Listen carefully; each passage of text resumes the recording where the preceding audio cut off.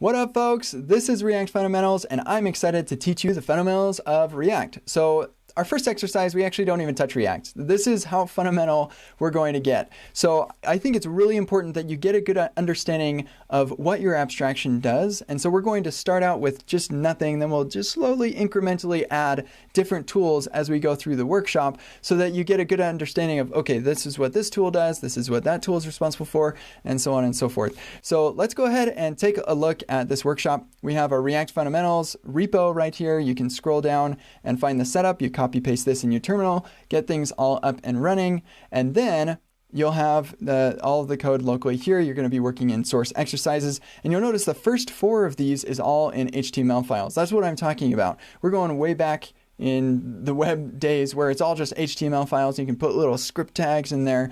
So that way you can identify, okay, so this is what Kent's cool little app is doing for me, but I can actually put this in an HTML file somewhere else and it's going to run everything for me awesomely. It's really cool that we have the capability of doing this. And then eventually we are going to get to regular JavaScript files because the ergonomics are a little bit better that way. So most of our stuff in the future and in this workshop is all just regular JavaScript stuff. So let's take a little tour. We have basic JavaScript rendered hello world. And then with that's just literally rendering hello world to the page. And then we have a raw APIs like Java or React APIs, hello world. And then finally, we'll get into using JSX. So a lot of what we're doing here is just making sure you have a good understanding of what JSX really is and how it translates into regular JavaScript APIs. Then we have creating custom components, styling, forms, and interestingly, rendering arrays is interesting with React. And so if you've ever used React before and had to use the key prop or something, I'm going to teach you why that's necessary and why you probably shouldn't just use the index when you do that.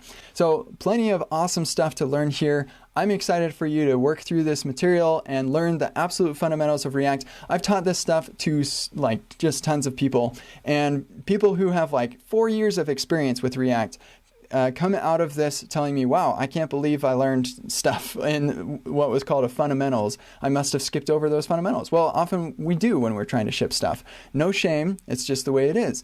So I'm excited for you to learn some of those fundamentals, and I'll see you on the other side of the workshop.